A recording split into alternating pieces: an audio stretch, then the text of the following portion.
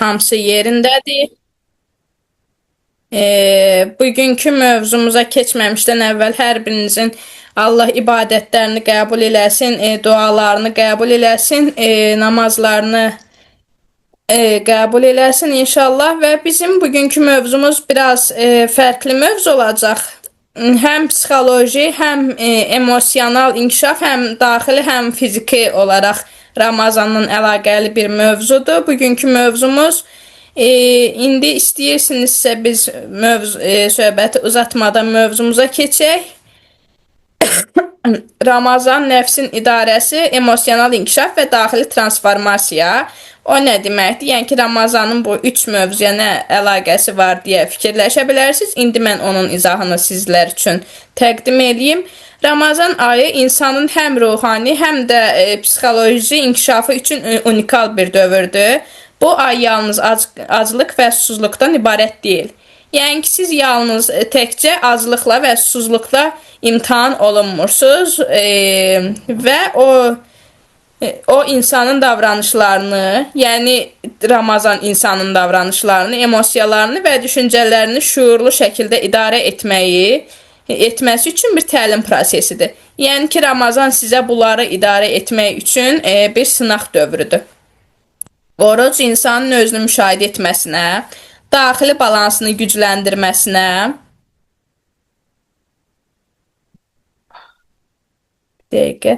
daxili balansını gücləndirməsinə və nəfsini idarə etməsinə imkan verir. İnsan aclıq və susuzluq halında necə davranacağını müşahidə edərək impulsları ilə şuurlu şəkildə işləməyi öyrənir. Bu bacarıq yalnız Ramazanda deyil, gündəlik həyatda da fərqli inkişafın təməlini təşkil edir. Oruc insanı impulslardan çıxararaq daha şuurlu, balanslı və fokuslu olmağa yönləndirir.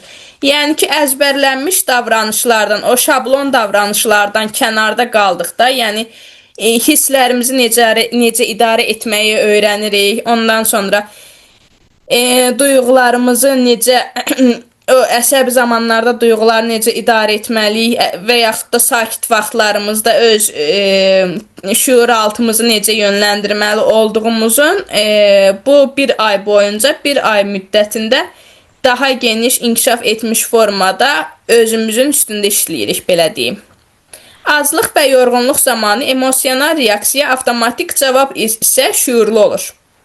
Yəni ki, siz ac olanda və yorğun olanda sizin duyğularınız şablon olaraq eyni hissləri verir. Məsələn, hirslənməkdir, əsəbləşməkdir və yaxud da bir şeyə cavab vermək istəməməkdir və yaxud da cavab verdikdə o avtomatik olaraq əzbərlənmiş bir davranışlar ortaya çıxır.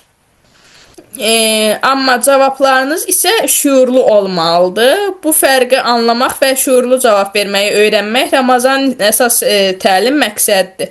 Yəni ki, Ramazanın öyrətdiyi ən əsas dərslərdən biridir və bizim ən önəmli olaraq şuuraltı olaraq insanın dəyişimindən ibarətdir.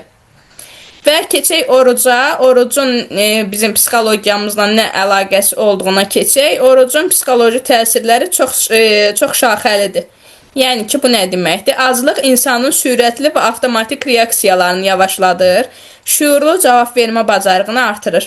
Yəni ki, siz yenə də deyirəm, əsəbləşən zaman və yaxud da yorğun olduğunuz zaman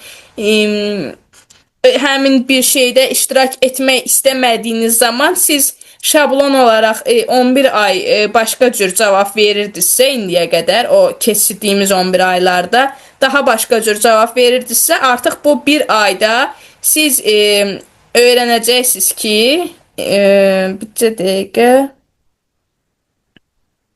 siz öyrənəcəksiniz ki, artıq bu ay necə davranmaq lazımdır, necə davranmaq lazım deyil, insanlara nə demək lazımdır, insanlarla necə davranmaq lazımdır. Onları artıq siz daha geniş şəkildə öyrənmiş olacaqsınız. Ondan sonra keçək ikinci hissəyə. Yəni siz artıq şüuraltı olaraq yox, şüurlu cavab verməyi öyrənəcəksiniz.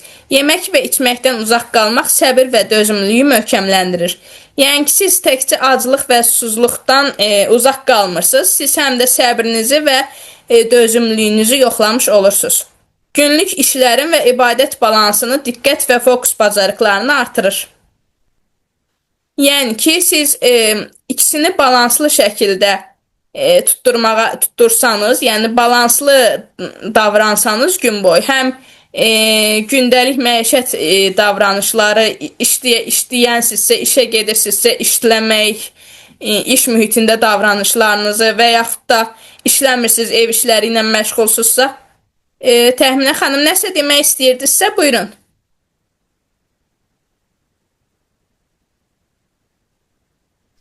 Axşamınız xeyir müəllimə. Mən gəlib çatmışam evə. Aha, çox gözəl. O zaman sizin də nə sualınız olsa və yaxud da nəsə əlavə eləmək istəsəz, çünki özünüz də Anka Akademiyaya görə siz də bir psixoloji olaraq bir şeylər əlavə etmək istəsəz, buyurun. Yaxşı müəllimə. Uğur arzu edirəm. Çox sağ olun, təşəkkür eləyirəm. O zaman mən də qaldığım yerdən davam eləyim.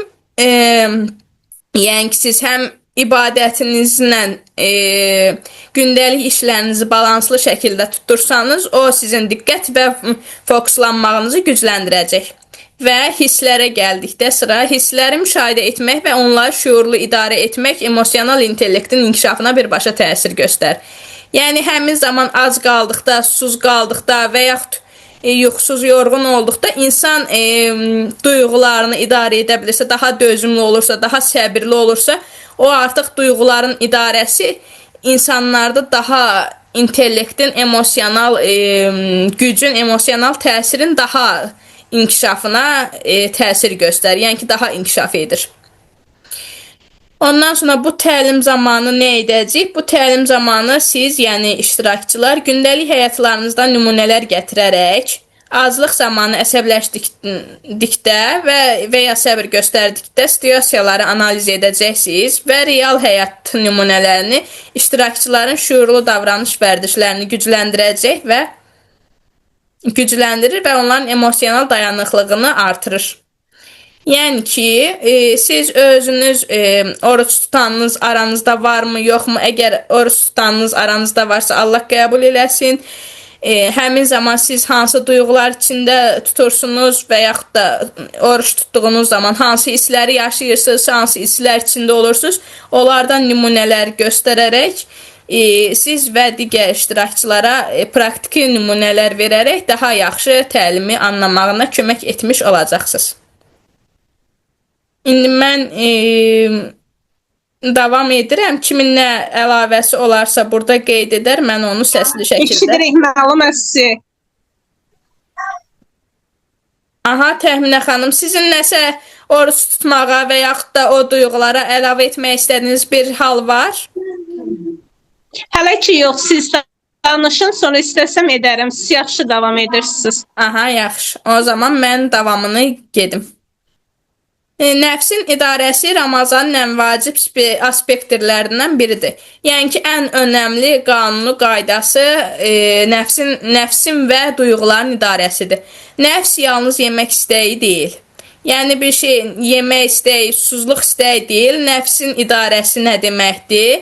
Nəfsin idarəsi emosional impulslar, ego, tələskənlik və həddindən artıq davranışlarda özünü göstərir. Yəni ki, bir çox hallarda sizin o duyğularınızı idarə etməyinizdir, ondan sonra əsəbləşəndə nə cür reaksiyalar verəcəyinizdir, egonuzdur. Ego deyəndə, yəni ki, ego qürurun çoxluq təşkil etməyidir.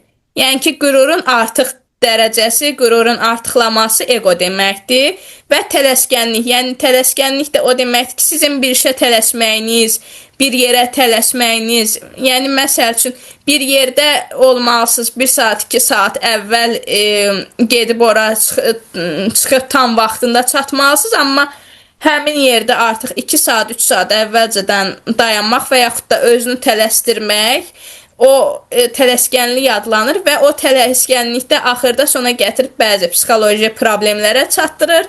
İndi isə bugün Ramazandır deyə mövzumuz psixoloji problemlərdən danışmayaq. Çünki mövzumuz uzanacaq və təlimimizin zoom müddəti 45 dəqiqə olduğu üçün mən ayrı mövzuların əhatəsinə daxil olmuram.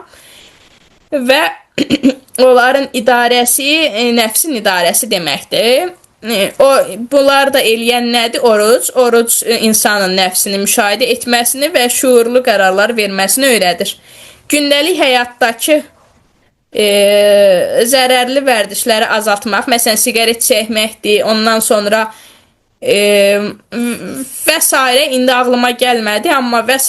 davranışları, vərdişləri azaltmaqdır. Sosial media istifadəsini balanslaşdırmaqdır. O da zərərli vərdişlərə aid ola bilər. Yəni artıqlaması artığı zərərli vərdişlərə aiddir.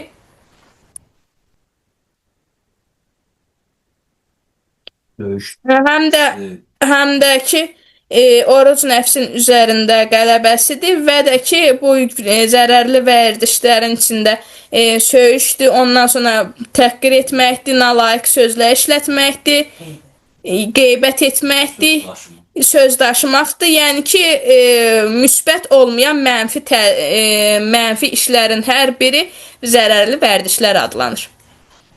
Yəni ki, bunların həm də ilahi yöndən yanaşsaq, bu vərdişlər günah gətirən vərdişlərdir. Ondan sonra bu həmçinin də sosial media istifadəsində zərərli vərdişlərə aiddir. Məsəl üçün, sosial media istifadəsinin iki növü var. Biri müsbət tərəfi, biri mənfi tərəfi. Müsbət tərəfi odur ki, sizin işinizə lazım olan vaxt 1 saat, 2 saat, 3 saat, indi 5 saat iş müddəti var. O müddətdə istifadə etməyinizdir, amma yox 10 saat, 12 saat, 20 saat istifadəsi o artıq zərərli vərdişlərdir və zərərli vərdişlər olduğu zamanda artıq o insana mənfi təsir göstərir. Yəni, bu da həm də asıllıq halı deməkdir. Hər bir şeyin asıllıq halı da zərərli vərdişdir. Ondan sonra impulsiv davranışları idarə etmək. Impulsiv davranışlarda odur ki, ani gələn davranış istəyi. Yəni ki, hisslərlə, şuuraltı olaraq emosional duyğuların verdiyi hərəkətlər. Yəni ki, şuuraltımızın bədən dili ilə üzə çıxması, bu davranış çıxmasını idarə etmək üçün Ramazan əla bir təlim meydanıdır. Təsəvvür edin, Ramazan müəllimdir, bizdə o bir ayda təlim müddətidir. Belə düşünək, təlim zamanı iştirakçılar, yəni bu təlim zamanı, o bir ay boyunca oruçluq təlimi Ramazan ayı yox, bu indiki, bu qoşulduğunuz təlim zamanı iştirakçılar gün ərzində, yəni ki, siz gün ərzində özünüzü müşahidə etməlisiniz və hisslərinizi hansı situasiyada dəyişdiyini, yəni hansı növdə dəyişdiyini, gün ərzində necə reaksiyalar verdiyinizi və bu emosiyaya qarşı hansı şuurlu cavab verdiklərinizi və bir dəqiqə qaçdı.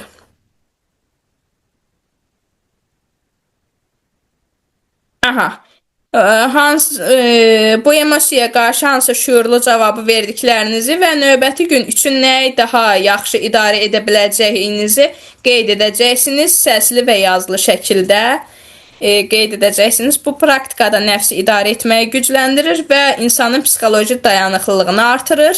Çünki siz, hər kəs buradakı iştirakçıların hər biri özünün yaşadıqlarını danışdıqca, 10 iştirakçı danışdıqca 10 fərqli həyat nümunəsi olur və bu 10 fərqli həyat nümunəsi də hər bir insan üçün 10 fərqli praktiki addım deməkdir.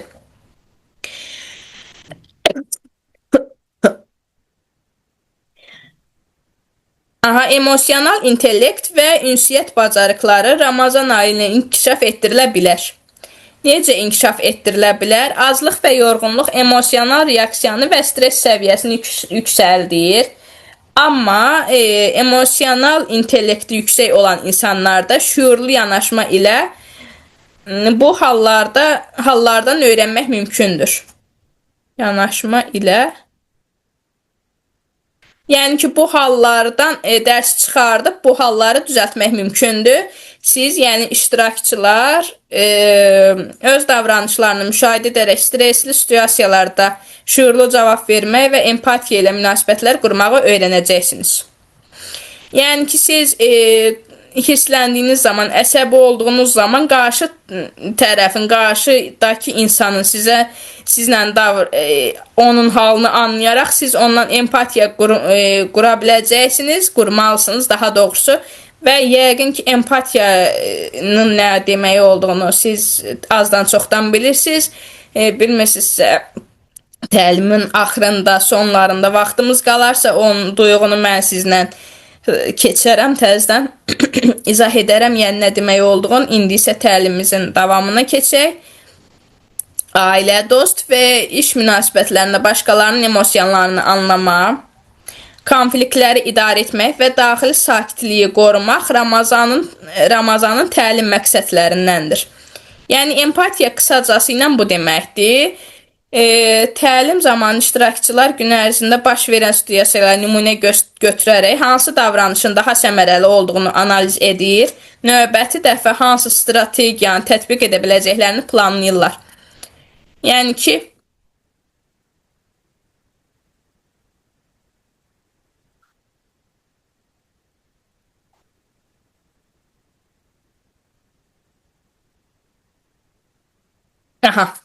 yəni ki, siz gün ərzində yaşadığınız duyğular, fikirləriniz, verdiyiniz reaksiyalar sizə hansı dərəcədə mənfi, hansı dərəcədə müsbət duyğular qazandırdıqlarını və təsirlər göstərdiyini analiz edərək sizin hansı işinizə yaradığını, hansının işinizə yaramadığını öyrənərək səhəri gün o reaksiyaları verə bilərsiniz.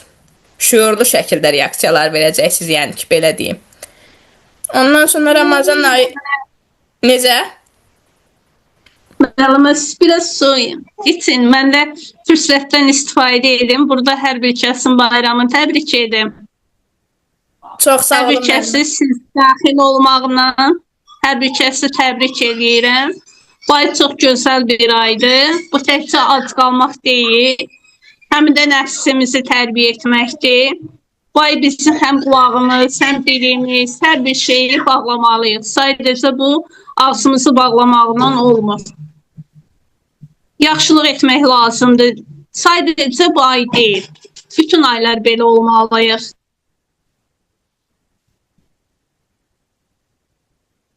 Hər kəs təbrik edirəm. Tamamilə haqlısınız. Bəli, harama baxmaq olmaz. Bu sadəcə bu ay deyil, bütün aylar belə olmalıdır. Pis sözləri özümüzü eşitməmək kimin aparmalıyıq. Heç kimi acılamaq, qəlbinə dəymək, xətrinə dəymək olmaz. Empatiya qurmaq da mən belə düşünürəm ki, insan özünü başqasının yerinə qoya bilməsidir. Bəli, tamamilə doğrudur.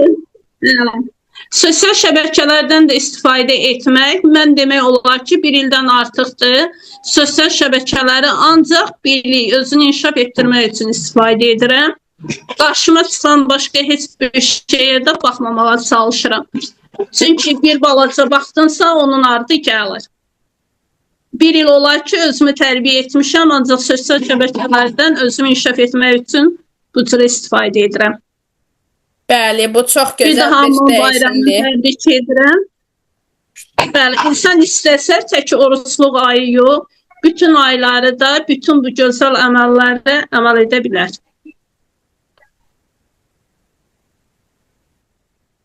Bəli, Təxminə xanım, çox gözəl bir dəyişimdir. Bir ildə, yəni ki 12 ayda uzun bir müddətli insan üçün insan artıq bir işi 6 aydan çox edə bildisə, o avtomatik olaraq onun şuurlu şəkildə etməyinin nəticəsidir. Yəni ki, siz bunu artıq həm şuurlu şəkildə edirsiniz, həm də öz üzərinizdə işləyib professionallaşmağın ilk addımlarından biridir. İnşallah davamlı olar. Bəli, çox düzdür. Çox düzdür. Oruç tutmağı da mən sadəcə ac qalmaqla deyil, burada çox nüanslar var, onların hamısına əməl etməliyik. Bəli.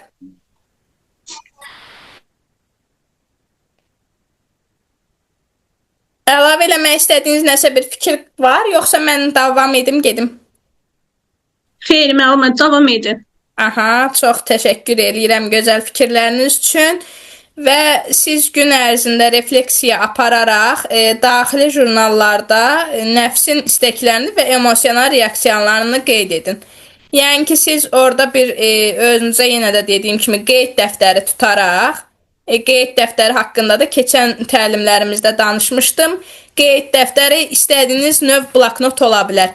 İstəyirsiniz dəridə ola bilər, kodlu dəftər də ola bilər. Yəni kodlu deyəndə açarlı dəftər də ola bilər. Sonra adi riyaziyyat dəftəri də ola bilər, göy jurnal kimi olan dəftərlər də ola bilər. Yəni ki, ürəyiniz hansını istəyirsə və sevərək aldığınız bir dəftər olmalıdır.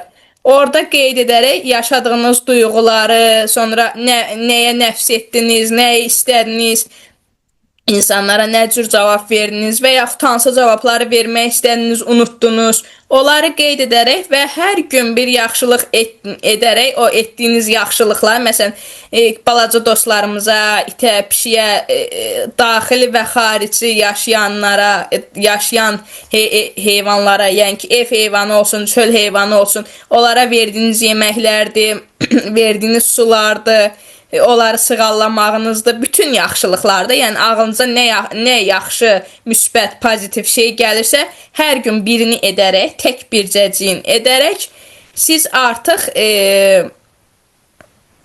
bir dəqiqə deyəsən ekran kaydında mən görünmürəm. Müəllimə, həm slaydımız görünür.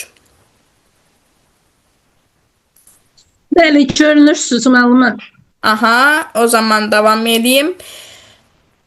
Siz hər gün bir yaxşılıq edərək və insanlara, heyvanlara, hansınasa bir yaxşılıq edərək şüurlu davranışlarınızı seçirsiniz və o ibadətinizi, duanızı və meditasiyalardan istifadə edərək balansı və fokuslanma gücünü artıraraq o həmin etdiyiniz işləri dəftərdə qeyd edərək, o bloknot dediyim not dəftərində qeyd edərək onun üstündə işləməklə özünüzdə şüurlu cavablar verməyi, necə deyim, daha çox təkmilləşdirəcəksiniz. Aha, bir dəqiqə təlimin yazısı deyəsən əlimdəydi, getdi. Aha, bir dəqiqə qoy, özünə gəlsin. Ondan sonra təlimdə iştirakçılara öyrədilir ki, yəni ki, bu təlim boyu, bu 45 dəqiqə boyu siz öyrənəcəksiniz ki, günün sonunda hisslərinizi, yəni ki, həmin günün 24 saatın sonunda hisslərinizi, reaksiyalarınızı və öyrəndiklərinizi yazmaq, onların özünü tanıma prosesini sürətləndirir və yazmaq, yəni ki, prosesi sürətləndirir və gündəlik həyatla inteqrasiya etməyə imkan verir. Yəni ki, o yazdıqlarınız tək dəftərdə durmur, həm də ki, sizdə gündəlik davranışlarınızdakı olan reaksiyalara təsiridir. Və bu praktik məşqlər psixoloji dayanıqlılığı və emosional stabilliyi möhkəmləndirir. Həmçinin gündəlik həyatın stresli situasiyalarında daha balanslı olmağa kömək edir. Təlimin sonunda, yəni bu 45 dəqiqənin sonunda iştirakçılar Ramazan ayının verdiyi imkanların yalnız ibadət zamanı deyil, gündəlik həyatlarına da daşımağı öyrənəcəklər. Yəni öyrənəcəksiniz. Təlimin əsas nəticələri bunlardır. Yəni sonda çıxaracağınız dərslər bunlar olacaq ki, emosional reaksiyalarınızı idarə etmək, səbr və dözümlülüyünüzü gücləndirmək, empatiya və ünsiyyət bacarıqlarınızı inkişaf etdirmək, şüurlu həyat və daxili balans əldə etmək, təlimdə öyrənilən metodları davamlı tətbiq edilə bilər və şəxsi inkişaf yolunu sürətləndirə bilərsiniz. Bunun üçün nə zaman ehtiyac olsa mən təlim linkini, təlimin ekran kaydını paylaşacağım YouTube üzərində. Onu qrupa göndərəcəm. İstənilən zaman o təlim linkindən daxil olaraq istənilən zaman həmin mövzu üzrə yadlarından çıxan bir hiss olduqda, bir duyğu olduqda, bir cümlə olduqda oradan yenidən izləyə bilərsiniz və həmin iştirakçılara tövsiyə olunur ki, hər gün bir refleksiya aparın, nəfsin istəklərinə qarşı şüurlu seçim etsin Stresli situasiyalarda şuurlu cavab verin, empatiya və səbrin praktikasını gündəlik həyata tətbiq edin və və yeni vərdişlər quraraq zərərli vərdişləri azaldın. Yəni ki, belə bir şey var. Yenilərə şərait yaratmaq istəyirsinizsə, köhnələri unutmalısınız. Onun üçün yeni vərdişlər qazanmaq üçün köhnə vərdişləri sıradan çıxartmalısınız və bizim də vaxtımızın bitməyinə 10 dəqiqə qalıb. Yəqin ki, slaydımız tam satmayacaq təlimin sonuna qədər. Mən yenə də keçim harda bitsə də üzrü hesab eləyin. Bu metodlar Ramazan ayının həm ruhani, həm də psixoloji faydalarını maksimum dərəcədə yaşamağa imkan verir. Ramazan ayının fərqli xüsusiyyəti ondan ibarətdir ki, o insanı məcbur şəkildə öz daxili dünyası ilə təmasda saxlayır. Gün ərzində qida və su kimi əsas ehtiyacların məhdudlaşdırılmasını insanın diqqətini zəhərli rahatlıqdan daxili vəziyyətə yönləndirir. Yəni ki, həmin zaman boyunca, həmin o oruçluq müddətində, həmin saatlarda siz artıq yeməyi və suyu istər-istəməz düşünə bilmirsiniz. Siz artıq daxili olaraq şuurlu və şuursuz dərəcədə şuur altınızı idarə etməyə yönələcəksiniz. Ondan sonra bu psixoloji baxımdan özünü müşahidə etmək mərhələsidir. İnsan gün ərzində düşüncələrinin necə dəyişdiyini, enerjisinin hansı saatlarda azaldığını və hansı situasiyalarda əsəbləşdiyini və ya həssaslaşdığını daha aydın görür. Çünki siz özünüzü artıq tanımağa vaxtınız olur. Əslində, Ramazan insanın özünü tanıma prosesini sürətləndirir. Çünki normal günlərdə diqqətimizi yayındıran çoxlu stimullar var. Bu stimullar hansılardır? Onlar aşağıda qeyd etmişəm. Ramazanda isə bu stimulların bir hissəsi azalır və daxili proseslər daha görünən olur. Bu mərhələdə əsas məsələ sadəcə emosiyaları yaşamaq deyil, onu analiz etməkdir. Məsələn, insan günün ikinci yarısından daha tez əsəbləşirsə, bu artıq özünü tanıma məlumatıdır. Yəni, siz bilirsinizsə ki, mən məsələn saat 1-dən 2-dən sonra daha əsəb oluram. Siz artıq özünüzü tanımısınız, özünüzü kəşf eləmişsiniz ki, yəni siz nə vaxtı hisslənirsiniz, nə vaxtı hisslənmirsiniz, yəni duyğularınızı idarə edə bilirsiniz. Və bu məlumatı dəyərləndirib strategiya qurmaq mümkündür. Günün çətin saatlarında daha az konfliktli mühiti seçmək, konfliktli mühit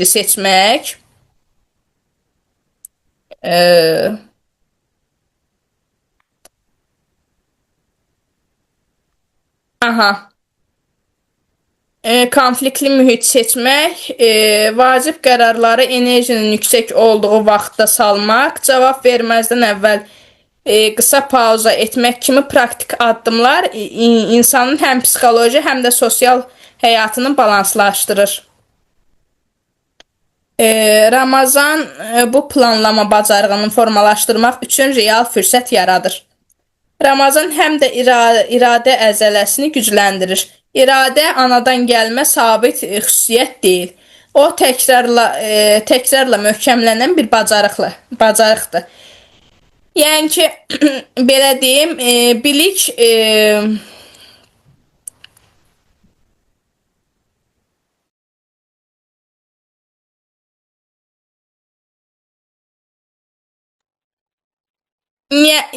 yəni ki, bizdə belə söz var, təkrar biliyin anasıdır və anası demişkən, bugün ana dili günüdür. Hər kəsi ana dili münasibəti ilə ürəkdən təbrik edirəm. Güney Azərbaycanı və Quzey Azərbaycanı, bütün Azərbaycanlıları ürəkdən təbrik edirəm. İnşallah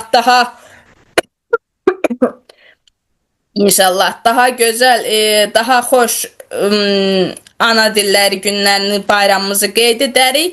İnşallah bütövlüklə, bütöv Azərbaycan olaraq ana dili günlərimizi qeyd edərik. İnşallah əsirlikdə qalan torpaqlarımızdan birlikdə qeyd edərik onları. Və bu ildə çox gözəl bir dövrə təsadüf etdi. Həm Ramazan oldu, həm ana dili bayramımız hamısı bir yerdə oldu. Gün tutulması oldu, ay tutulması oldu. e, yeni il gəldi, yəni Çin təqvimi ilə yeni il gəldi, Çin təqvimi ilə yeni il gəldi və at ili gəldi. Yəni ondan sonra da mart ayı çərşənbələr bayramıdır. Qarşıdan çərşənbələr gəlir. Ona görə hər birinizi ürəkdən təbrik edirəm və Ramazan da həm də çərşənbələrlə birlikdə Ramazan qeyd olunur. Yəni ki, bu ay bütün bayramlar birlikdə gəldi və çox gözəl bir haldır ki, insan nəfsini və idarəsini bayramlarda daha çox idarə etməlidir. Ondan sonra insan gün ərzində susuz qalmağı bacarsa, deməli o özünü saxlaya bilir. Yəni ki, sizin iradəniz güclüdür deməkdir. Bu bacarığı yalnız yemək sahəsində deyil, digər sahələrdə də tətbiq etmək mümkündür. Məsələn, lazımsız mübahisələrdən uzaq durmaq, sosial mediada vaxtı məhdudlaşdırmamaq, boş danışıq əvəzinə faydalı, yəni ki, qarışdırdım. Yəni lazımsız mübahisələrdən uzaq durmaq, sosial mediada vaxtı məhdudlaşdırmaq, yəni bunları etsəniz müsbət cəhət gününüzü müsbətə çevrilmək deməkdir. Ondan sonra boş danışıq əvəzinə faydalı fəaliyyət seçmək də eyni mexanizmin işləməsidir. Mən bayaq düşündüm ki, yəni əksini deyir. Yəni ki, bunlar artıq mənfi təsirlərdir deyə mən orada maq dedim, əslində maqdır. Ondan sonra faydalı fəaliyyət seçmək də eyni mexanizmin işləməsidir. İnsan anlayır ki, istədim demək, etməliyəm demək deyil. Bu fərqi dərk etmək isə yetkinlik mərhələsidir.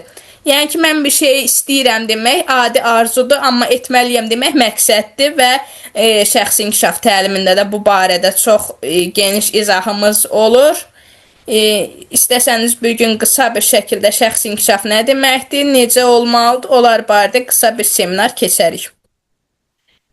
Emosional inkişafın kontekstində Ramazan insanın dözümlük həddini artırır. Dözümlük yalnız çətinliyə tab gətirmək deyil. Çətinlik içində keyfiyyətli davranışı sərgiləməkdir. Yəni biri var o həmin vəziyyətdən necə xilas olmaq, necə dözmək yox, necə xilas olmaq deməkdir. Yəni dözümlük o deməkdir. Yəni bir işi məsəl üçün 9-dan 6-ya iş rejiminiz var, tutalım. O həmin iş tez bitdi, gəldim evə, yox, o həmin müddətdə siz ondan necə çıxış yolu tapdınız, necə onu mənfini müsbətə çevirdiniz, negativi pozitivə çevirməyiniz daha əhəmiyyətli bir davranış növüdür. Ondan sonra çətinlik içində keyfiyyətli davranışı sərgiləməkdir. Məsələn, ac qalmaq bir vəziyyətdir, amma ac qalaraq nəzakətli olmaq artıq inkişafdır. Bu, emosional intellektin yüksək səviyyəsidir. İnsan öz hissini qəbul edir, amma o hissin əsiri olmur. Yəni, qəbullanırsınız, amma ona pozitiv cavab verirsiniz. Ramazan insanı məhz bu səviyyəyə doğru yönləndirir. Burada diqqət edilməli başqa bir məqamda var. Məqamda niyyətdir. Yəni, niyyətin hara, mənzilində ora. Yarısını unutdum. Vaxtımız az qaldı deyə həyəcanlandım. Yarısını unutdum. Mənzilin oradır davamı. Eyni davranış fərqli niyyətlə tamamilə fərqli nəticə verir. Əgər oruc yalnız məcburiyyət kimi qəbul edilirsə, insan daha çox gərginlik yaşaya bilir və yaşayır da. Amma onu özünü təkmilləşdirmə fürsəti kimi görərsə, proses şüurlu transformasiyaya çevrilir. Təlim zamanı bu məqam vurğulana bilər ki, hər bir iştirakçı Ramazana şəxsi inkişaf layihəsi kimi yanaşsın. Yəni ki, siz ona bir təlim olaraq, bir dərs olaraq, məsəl üçün, siz universitet dərsində, praktikada və yaxud da məktəbdə, indi şagird varsa, tələbə varsa, onu daha yaxşı bilir. Məsəl üçün, gündəlik dərs kimi bir ay müddətində yanaşaraq onu daha yaxşı şəkildə qəbul edə bilərsiniz. Və oruca, ibadətə yeni başlayan tələbələr, şagirdlər varsa, yaşından asılı olmayaraq kim yeni başlamaq istəyirsə, özünü gərmədən öz üstündə işləmə prosesi deməkdir. Onun üçün yəni ki, özünüzü sıxıb gərməyinizə ehtiyac yoxdur. Sadəcə aclıq və susuzluqdur. O da dərman içməyən hər kəs edə bilər. Yəni mütləq şərtli dərman içmək lazım deyilsə, artıq tuta bilər. Və məncə bəzi xəstəlikləri olanlar da tuta bilmir. Şəkərdir deyəsən, onlar tuta bilmir və